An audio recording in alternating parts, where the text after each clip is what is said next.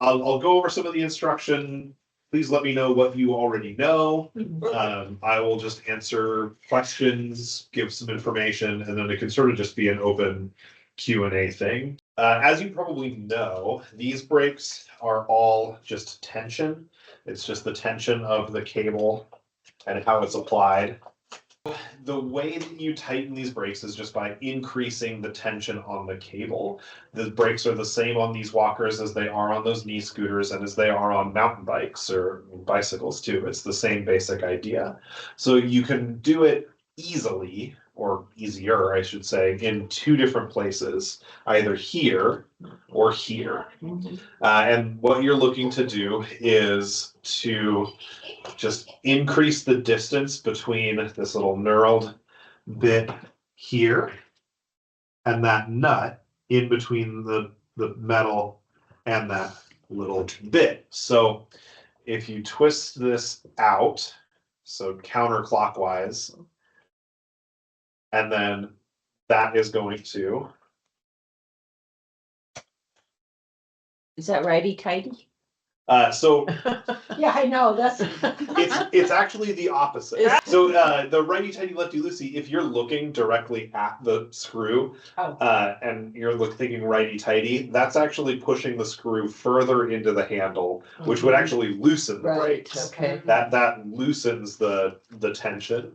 So you've actually got to go lefty-tighty. Okay. It's the brakes. The cable here, if you've seen it exposed, it's this braided aircraft cable. So a few loose threads aren't going to snap the cable, but that does show me that, you know, this thing has been worn quite a bit.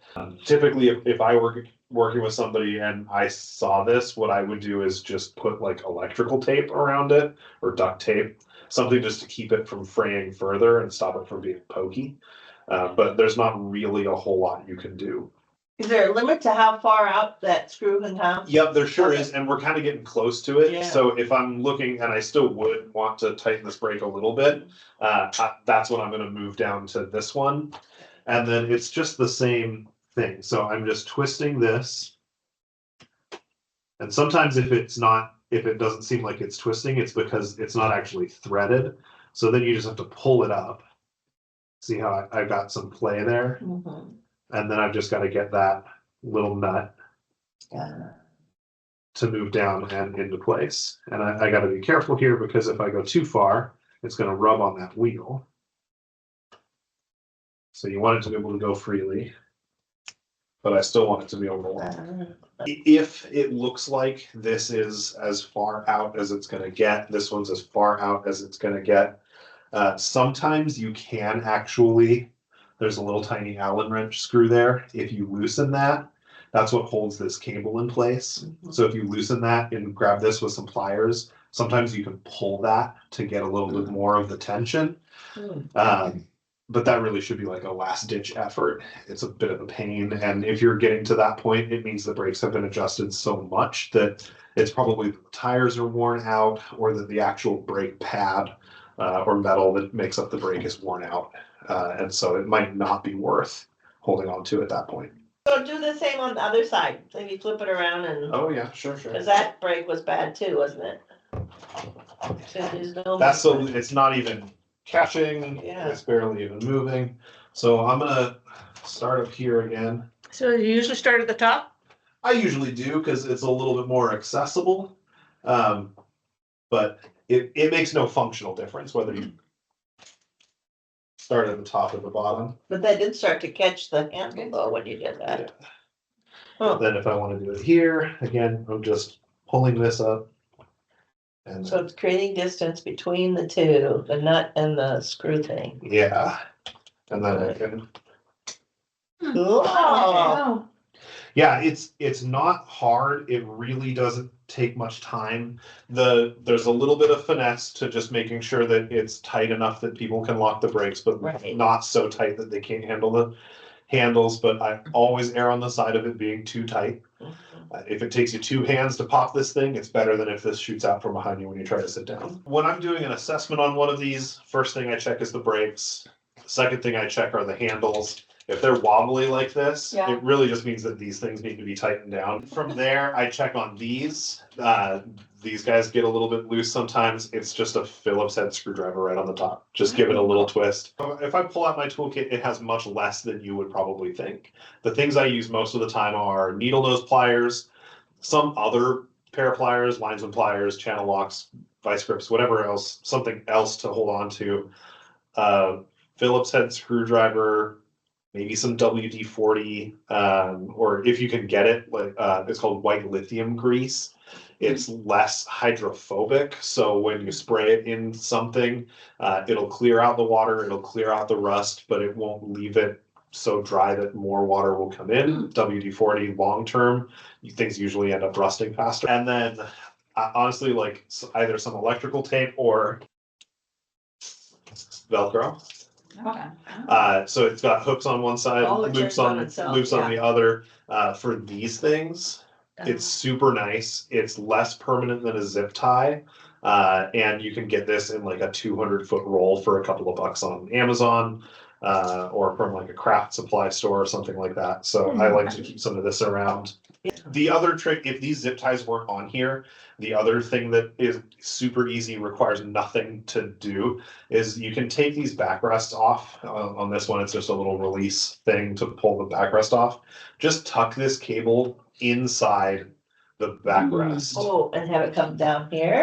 It doesn't need to, no, it just No, sort of, but, imagine yeah, just this yeah, on the inside. sure. It doesn't get away in the way of the seat, so people can still sit down with it out it bothering them, but it's not on the outside of the frame. Doesn't catch the door handle. Doesn't catch the door handle, exactly. Gosh. I'll do it just to show you.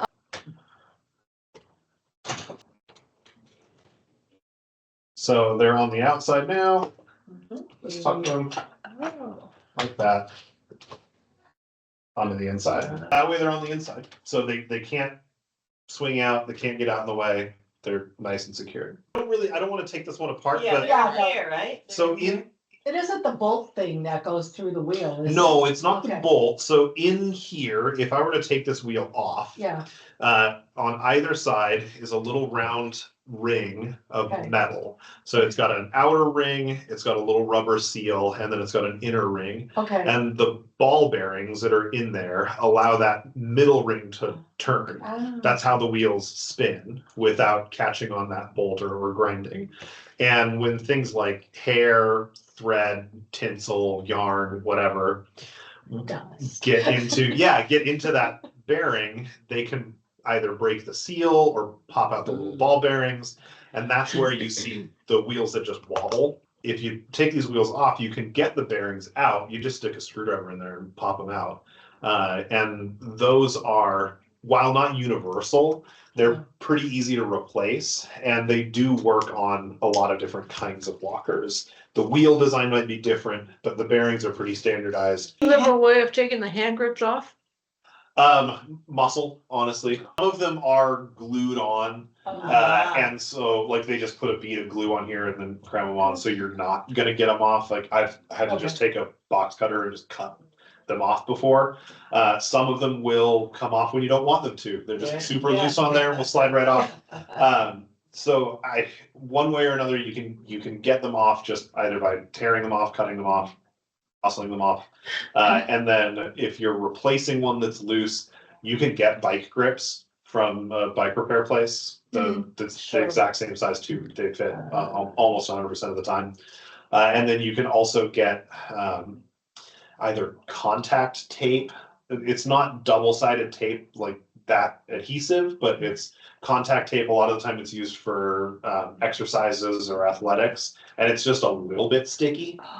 That stuff works really well. You just put a little round of it on the metal and then shove your handle in on top of that. Just gives it something with a bit of texture to stick to. But I've also just done a little like candy cane stripe of electrical tape just to give it a little bit more grip and durability on the inside when you're putting a new one of those on. So as far as repairs go, there's really nothing you can do on those bedside commodes or shower chairs or bath benches. Replacement parts aren't worth it. And there's nothing, because they're riveted together, you can't really fix them. The best you can do is get replacement feet for them, which is, they're pretty available online. You can get them in bulk, either on Amazon, or there are a few other online vendors that I've used for that. But those canes and crutches, there's just not a lot of repair work on those. They either work or they don't. So I wouldn't sink a whole lot of time into those. The front wheel walkers as well, with just the two wheels on the front, they're riveted together. So there's not, if they're loose and wobbly, there's nothing you can really do about that. Down here and up here on the brake, it's the same thing as on those the four-wheel walkers. It's the same tension knob, so you're just making sure that they contact, that it locks. So you can do it in either place. I'm either going to loosen it. I just learned the other day how you can push that little button down and Yeah, it locks the brake. The lock. So Yeah. you pull this in, and then that button, And then that's your brake lock. Keeps the lock Oh. on. On these, I would do the same thing. I would make sure that the brakes are tight, adjusting the cable the same way. I'd make sure, pull the wheels off and make sure there's not a bunch of hair or whatever down there. The only other real thing is just making sure that the release mechanism here works. Where it tricks you is that it moves laterally. So the release, it just flips up, this guy folds down, and then you think you're good to go, but you're not. But this is on a little spring. It moves left and right. So you can see from there, the pin's in place. Yeah. If I push it that way, Ah. the pin releases, it folds down. And Got it. unless you want to take the pad off, that's as small as they get, but that's usually enough to get it in and out of the trunk of the car, right?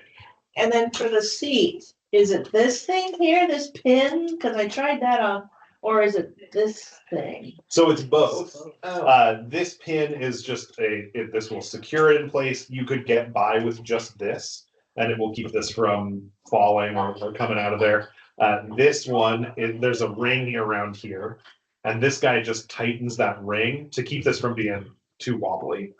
So when I am looking at a wheelchair, again, check the wheels, make sure there's not a bunch of hair or debris or dust in them. Make sure that they move appropriately.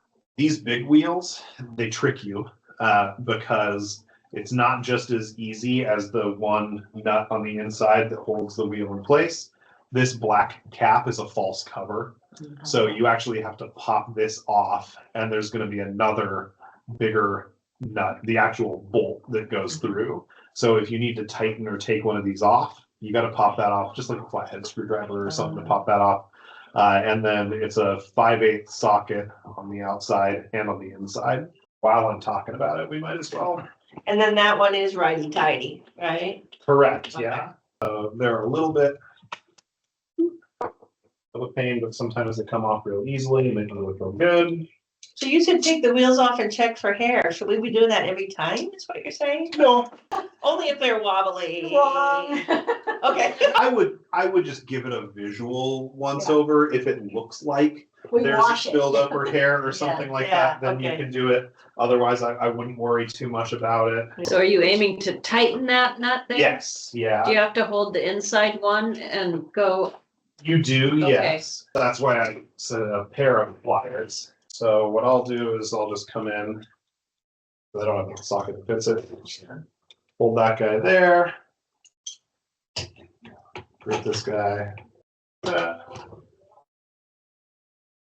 then I'm just looking to tighten it a little bit. It really doesn't have to be that much, and it makes a Oh, big yeah, look at that. it makes a big difference in how wiggly that wheel gets. It's very small. You don't have to take the wheel all the way off, Yeah. and then you just put your caps back on. So I've Feet seen a couple grips. with quick disconnect type wheels. Yep, those are great. So for those, there is always going to be a little bit of wiggle in the wheels because they aren't secured to the frame.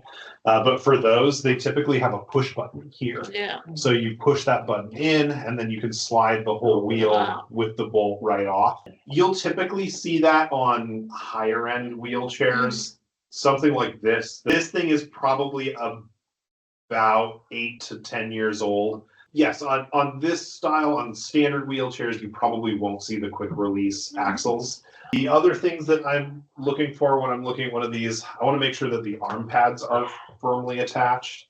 And that's just 2 screws on the underside, just a regular Phillips head screwdriver will tighten those on. It looks like the armrests are reversed. Oh, they go to the outside?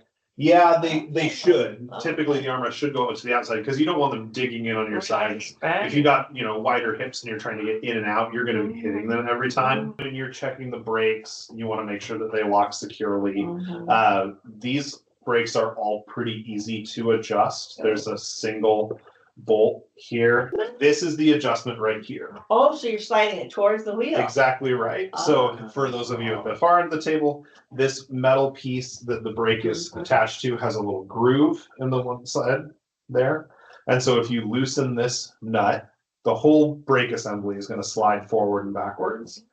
So if it's too loose, you're going to slide it closer to the wheel until it locks. It takes a little bit of finagling to get it in the right spot and then tighten down. So typically what I'll do is I'll get it to where I think is about right, and then I'll tighten this down most of the way, try locking it. If it works, great. If not, just pull this brake a little bit, scooch it a little closer, tighten it, try it out again. It might take a couple of times just to get it in the exact right spot. Because again, you want it close enough that it holds the wheel in place, but not so close that it's too hard to manually lock it. And I also do want to point out, if I'm standing here and I'm doing it like this is harder than it is sitting in the chair and applying the brakes because of the body mechanics. If I'm in the chair, it's just a straight downward motion. So it can be a little bit firm to you, but as long as they're able to do it in the chair. It's not necessarily the bolts that I look at for whether it's in good shape or whether the brakes are going to last a long time. If you get up close and look at it, there are little plastic gaskets in between here, like behind this, there's a little plastic gasket. I'll look for those because if those are cracked or are missing, then you're going to get friction between the metal pieces when you're trying to adjust or tighten the brakes. And that friction is really what causes these things to fail. It's not going to fall apart, right? It's not going to break up into its constituent pieces if you push the brakes too hard. But the little plastic gaskets just make the braking motion smooth. And so if they're missing and you tighten it up a bunch, it's going to lock. Like the metal will lock together, and so the brakes they'll be really difficult to use. It'll squeak, it'll grind. Any other equipment that you had come through that you have questions about? Do you do Hoyer lifts? There was one, I know that it collapsed somehow. I could not, to save my life, figure out how the top arm thing went down. The sort of boom arm is removable, but it's not. I've never seen one where it folded down and then folded back up. That's getting into the territory of not much you can do to fix them if there's something wrong. Yeah. Check the wheels for hair, that sort of stuff, because that can be a big problem. They'll get gummed up when you're trying to move them over carpet. The bummer about those things is designed for use in a clinical setting, which means no carpet. But for those things, I'm checking for hair in the wheels. I will crank it up a little bit and then I'll hang from the little cradle to see if the hydraulic pump still holds. And if it holds my weight, that's fine. Security poles. Yeah. Is there a danger if somebody switches them around? Not really. So those, for the most part, those are going to be tension mounted. So there's one big nut in the middle that you turn, and that just pushes the top and the bottom piece apart. So really, if they're pushing them apart and it pushes equally on the floor and the ceiling, then that's kind of all you need. Typically, the way that they will come is that you'll have a plate with a rubber bottom, and that's usually what goes on the floor. and then they'll have another plate that may or may not have rubber. T-Lex. Yeah, This or is- so yeah, a T-shaped piece that will go up on the ceiling. You know, there really are sort of two different applications for it. Yeah, If you need it next to your bed to give you something to grab onto for Yeah. balance and stability when you're getting in and out of the bed, tension mounting it is totally fine. okay. If you're hoping that you will fall into this thing and that it will catch your full weight, Oh, then you might want to bolt it into the ceiling. Or make sure that it's attached to a ceiling joist or something like that. But for most folks, for what they're using it for is just like a balance aid, the tension mount is fine. The bath safety stuff that you have is one of the best things to hold on to because Medicare does not cover bath safety equipment. So that's what the bars Bed- around the- the toilet. Or just the bedside commodes, the shower chairs or Okay. shower benches, the raised toilet Toilet seats. risers, Yeah. okay. The Medicare doesn't cover them, so people are paying out of pocket no matter what, most of the time. There are some of the managed Medicaid plans, like Molina Medicaid covers them, but traditional Medicaid does not unless you get extra forms filled out by your doctor. But so I say those are very valuable to hold on to from like a community perspective. Okay. Things like crutches and canes are useful, but they're also so cheap. Pair of crutches is like $35. Every insurance covers them with a basic prescription. So that's like a pretty low barrier. But wheelchairs, the four-wheel walkers, the knee scooters, those things are worth their weight in gold because Medicare doesn't cover those either. So, and that's almost always just a very short-term use thing. It's something you should see come back a lot because typically people only need it for 60 days, 90 days, something like that, and then they're done with it. Crutches, so canes, including the quad canes, the 4.1s, those are covered. Crutches, front wheel walkers, four-wheel walkers. Four-wheel walkers Yep. that you can sit down on? Yep, those are covered. Medicare Okay. pays 80% Oh, for okay. those. And those items are really easy to get. You need a basic prescription. And it just needs to be specific. So it can't just say walker because Medicare is going to default to the cheapest option. But if it says four-wheeled walker with brakes and seat, you're going to get something like that to roll over. And like I said, Medicare pays 80%. If you have a secondary insurance, they'll cover the rest. If you have a managed Medicare plan, they might cover more. I don't know. Depends on the plan. Can you give me an idea of the timeline? Your doctor gives you a prescription that you need a wheelchair. Does it immediately come? So things like walkers, crutches, and canes, you can typically walk into a store with your prescription and your insurance information, and you can walk out with the item. The more complicated things like wheelchairs, there is sometimes a turnaround on those, and it really depends on how complex the wheelchair needs to be.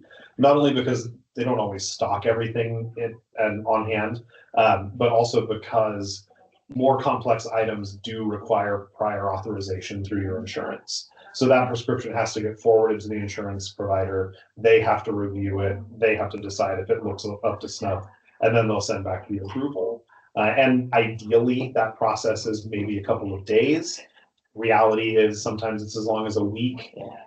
It all depends on how prepared you are with your documentation or how prepared your doctor is when they send that documentation to the provider, and how snappy the insurance is on getting back to the provider with that approval.